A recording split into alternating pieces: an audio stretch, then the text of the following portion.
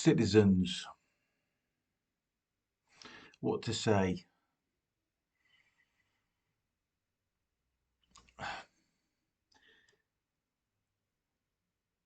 I woke up this morning and started, as I normally do, checked on X to see what's happening. And, once again, I've been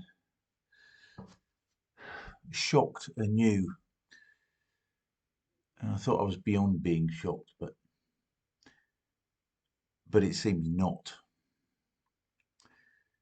The first thing was the acquittal of Ricky Jones, the Labour councillor who said that everybody should slit the throats of their enemies. He was referring supposedly to Nazi fascist thugs as he saw it, and as everybody has now been categorised as a Nazi, far right Nazi thug.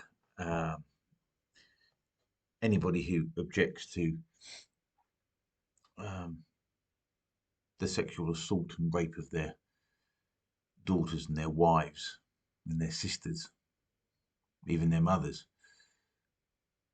are now categorised by people like him as Nazi fascist thugs, then that means us. He says we have to have our throat slit.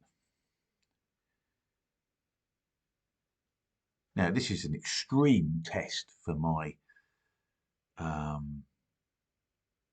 principles as a free speech absolutist, and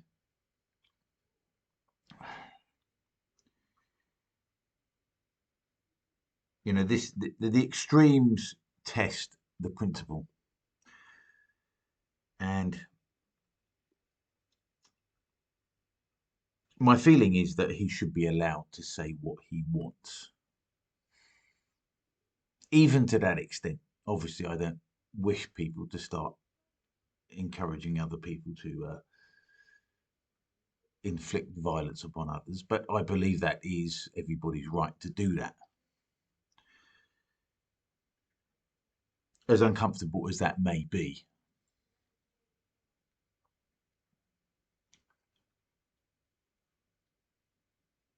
But of course, the spanner in the works here is he gets acquitted for saying that. He was bailed after being arrested for that.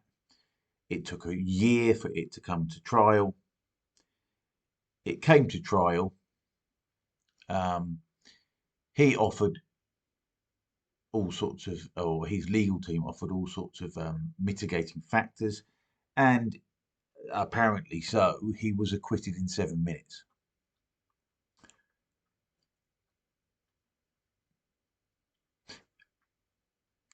In contrast, as we all know, Lucy Connolly said something which was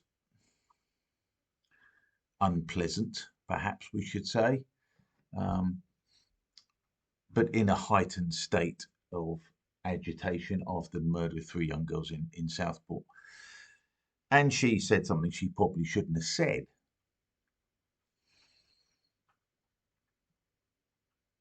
And as we know, she was arrested, despite thinking better of it and deleting the post of her own accord. She was arrested, as we know. She was remanded in custody and I suppose pressured into pleading guilty by her legal team, who should face questions, obviously. And none of her mitigating factors were allowed. The hope that by pleading guilty she might receive a lesser sentence was not to come about, or if it did, her initial sentence would have been even harsher, which is hard to comprehend, hard to believe. And she was handed 31 months. I believe she's due to be released next in the next week or two, unless, of course, they change their mind again. So the Ricky Jones case cannot be viewed in isolation. It can only be reviewed in relation to the persecution, I will call it persecution, of Lucy Connolly.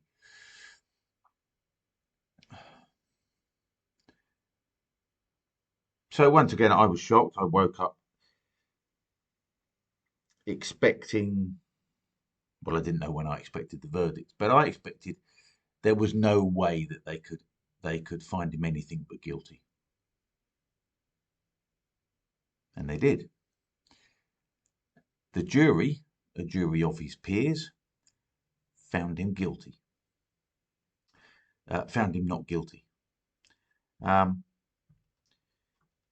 And this is really beyond belief. I don't know the makeup of the jury, but I can guess. And I may get it wrong, but my intuition, arrived at reluctantly, is that the jury was heavily composed of people who identified as being the same kind of person as he is. Not white, not British, not conservative.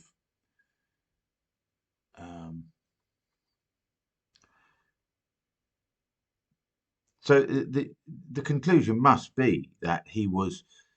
We can all see what he did. There's video evidence all over the place. We know what he did. It's not in doubt what he did and what he said.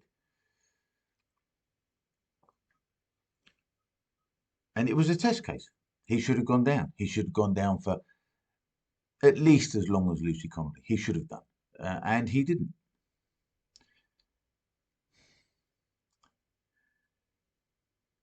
As I say, I don't think he should have been arrested at all.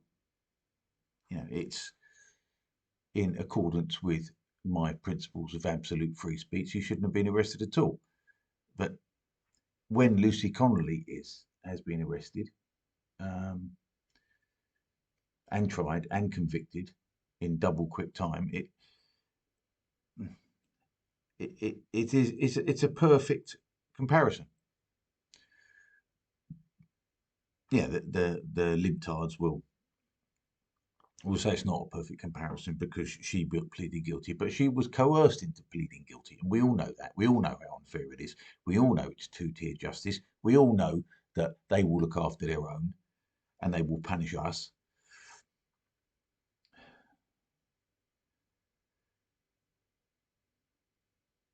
So I was agitated this morning, angry. I've been like that most of the day, and this is just stuff online. It doesn't affect me personally. I look outside, the sun's shining, it's pleasant out there. And is it all a storm in a teacup online and it's not real life? Well, you can say that. You can say that, but we know that it is real.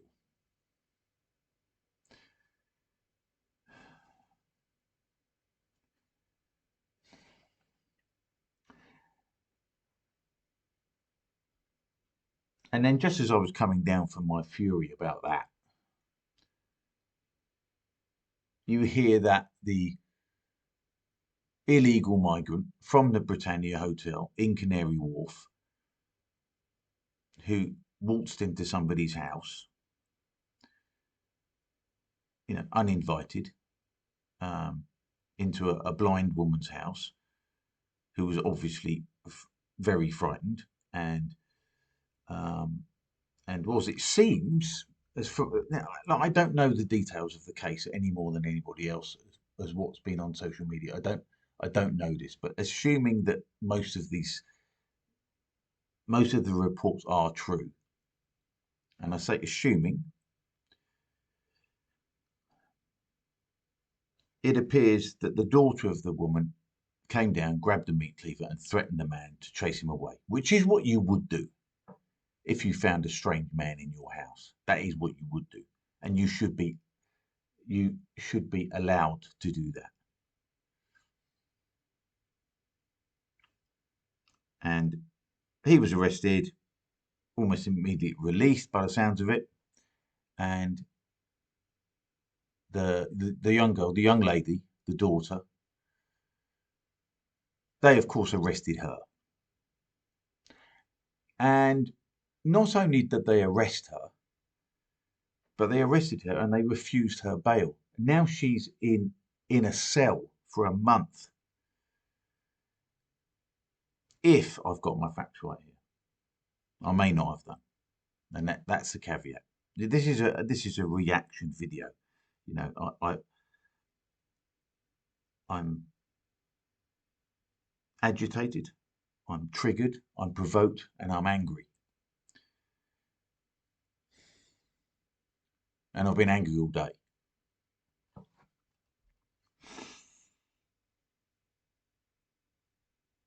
So she did what anybody would do in that situation. And not only did they not arrest the perpetrator,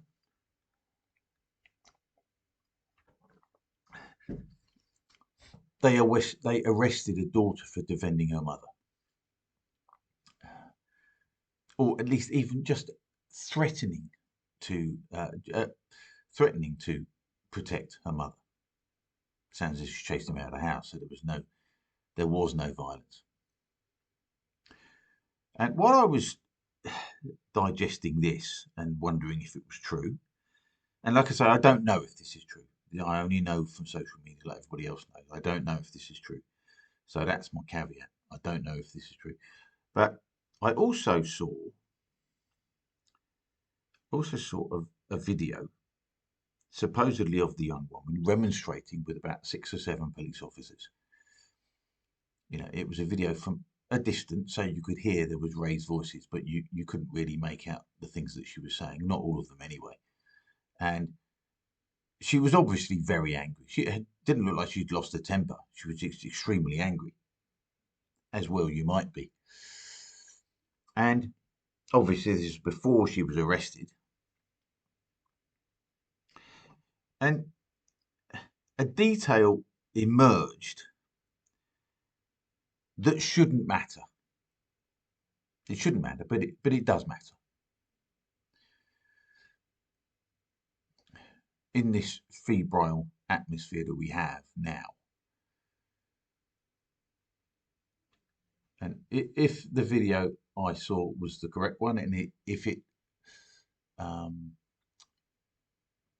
if it was of the person involved, which I'm assuming it is. The interesting thing about this girl is that she was black, which means that, you know, perhaps her mother was black as well. But she was black. And in a roundabout, perverse, upside down sort of a way, there's something good about that. It's not good for anybody's personalities. It's not good for her. But what it shows is that, you know, we as white people are feeling increasingly under threat here. We're increasingly feeling as if we are the unwanted ones, because it is chiefly white people who have been complaining about this, and that's only natural because white people remain the overwhelming majority of the country. But what it kind of suggests is that we might be tempted to think that as white people seem to be unvalued and unwanted by the regime, we might be tempted to think that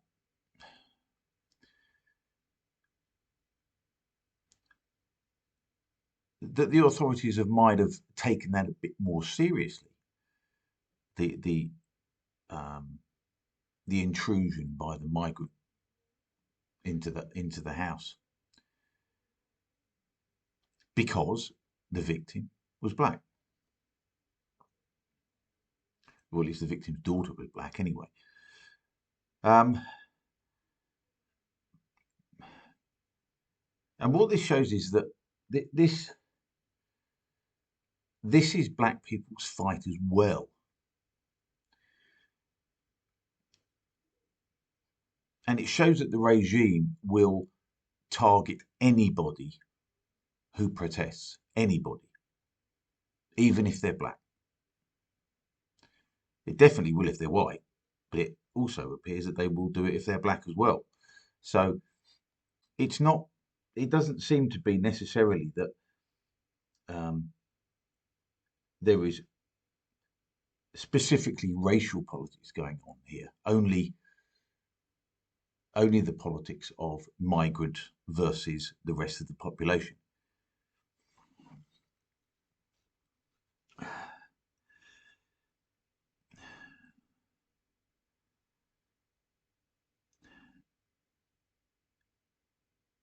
Now, black people might be tempted to think, and I can see why they might, as a minority, they might think that the importation of hundreds of thousands, even millions of people who look like them might in some vague way also be good for them. But this shows that that's not true. This shows that they are capable of being victims as well, that they're vulnerable as well. And the state will crush them as well as it crushes white people who resist.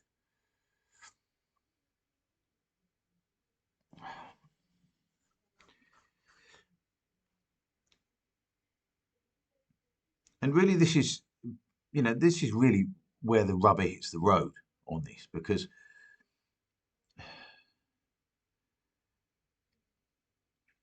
some of these people coming in, some of these people are total savages. They're not savages because of their ethnicity, because of the colour of their skin or anything like that. They're not savages because of that. They're savages because they're savages. And they're savages because many of them come from savage societies. Violent, misogynistic, backward societies.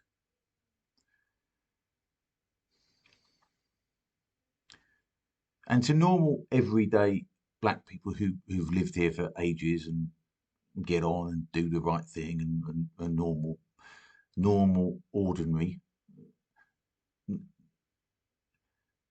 not even perfect citizens, because none of us are perfect, but just ordinary people who just generally do the right thing.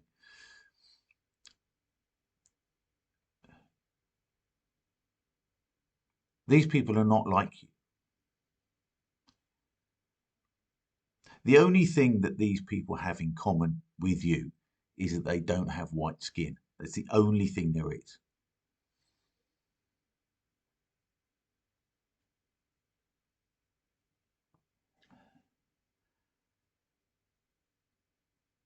And because this situation is getting so out of control, the nuance is going to be lost. And if this escalates, it will turn into some sort of disgusting, horrible race war.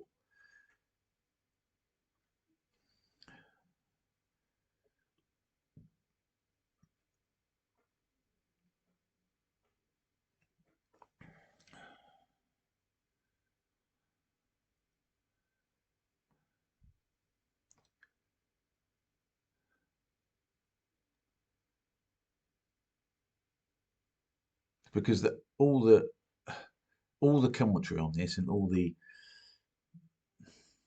broad scope of this is that it's the undocumented migrants who are the threat, and many of them are. Over the last few weeks, this is becoming obvious that they are.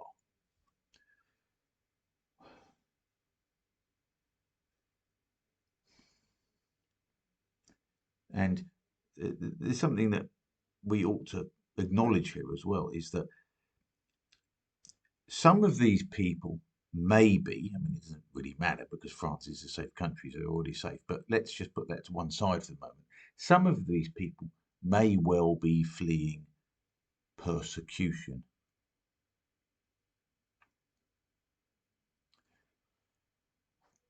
But we don't know whether or not that persecution is justified or not.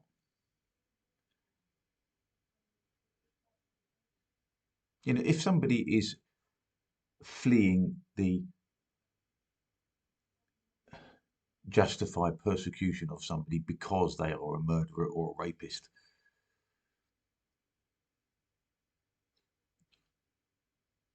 then that's not the same as people being persecuted because they're Christian or because they're Muslim or whatever it is. That's not the same thing at all. The murderer and the rapist are not victims. Now, because we don't know who all these people are, we don't know who is a victim and who is a perpetrator. We don't know this.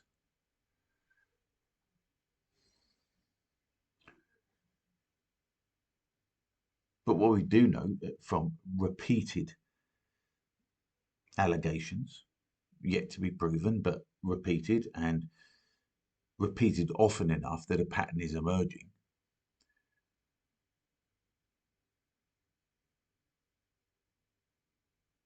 that it's too risky to have any of these people here.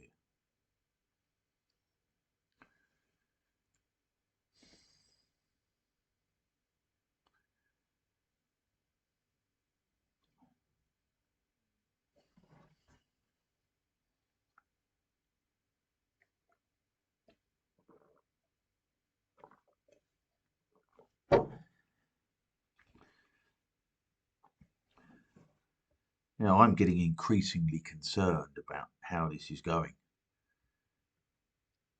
The regime doesn't seem to care what it looks like. What was it Orwell said? All tyrannies rule with a mixture of fraud and force, but when the fraud is exposed, they must rely exclusively upon force. I mean, that is happening. They don't care that we can see it's two-tier. They don't care that we can see that it's unfair. They don't care that the rule of law is not being applied equally. And they don't care that we can see all this stuff.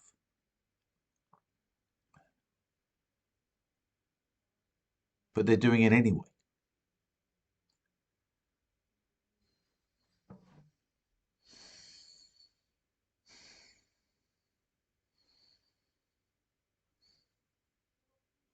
I mean, imagine that. You've come down and you've protected your mother from what actually it seems to be emerging. Perhaps again, the caveat is I don't know for certain, but that there are reports that the mother was being sexually assaulted.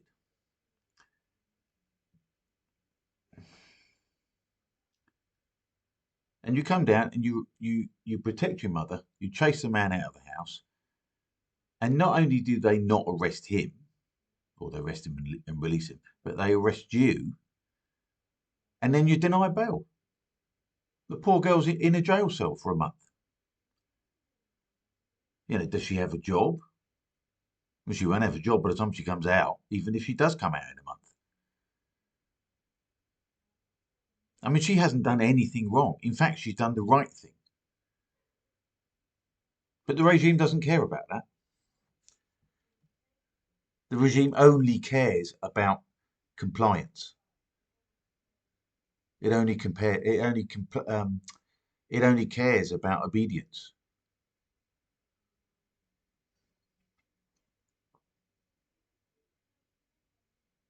And if you resist it, you are the enemy. Whether you'll be white or black, it seems.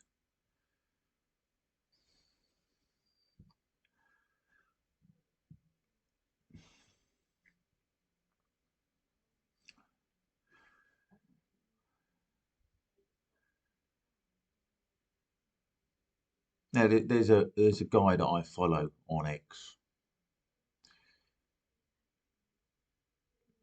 and I was always attracted by the things that he said, you know, and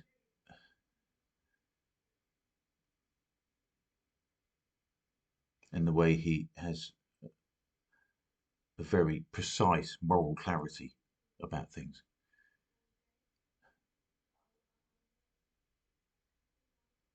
But he's a black man, and the thing that I don't know if it was the thing that made me follow him, but he said that these people expect me to have some. I can't remember exactly the words, but he said these people seem to think that I have more in common with the killers of Lee Rigby than I do with my own white best friend who I've been friends with for 35 years.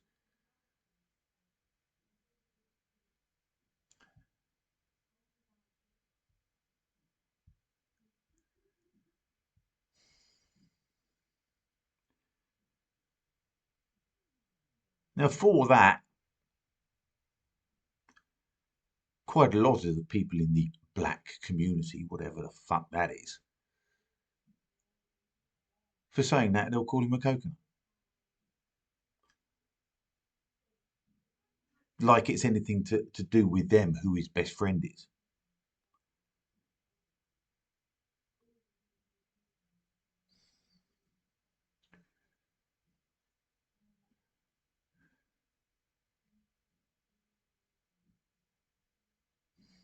Now, we are entering some seriously testing times now. And it's going to be very testing for us, for white people. But it may very well be even worse for black people. Because nobody's going to, if this thing kicks off as I fear it's going to, nobody's going to care about who's the good black person and who's the bad black person.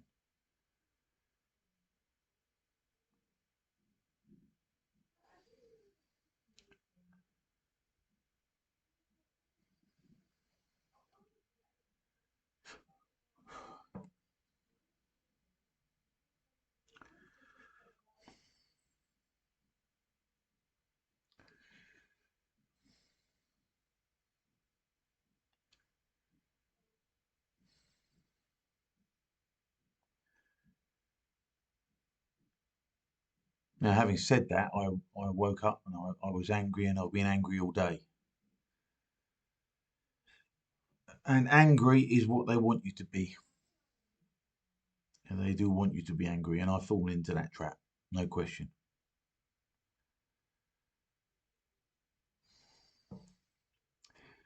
But we have to keep our heads.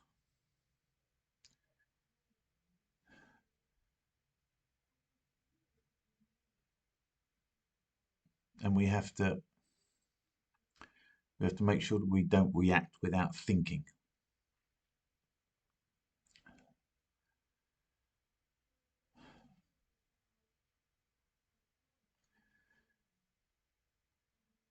But keeping our heads, not losing our tempers, and staying calm does not mean doing nothing.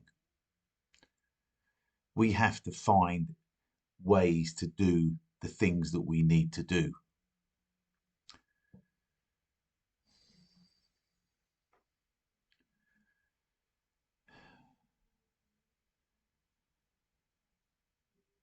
The regime is on the edge of losing control. I can feel it. And so can everybody else. And they can feel it.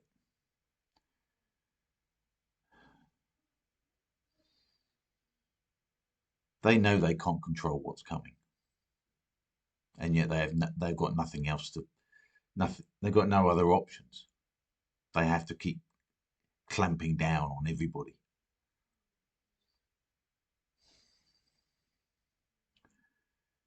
But we do have them on the run.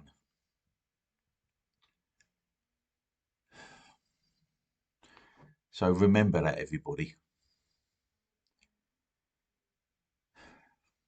And try and stay free.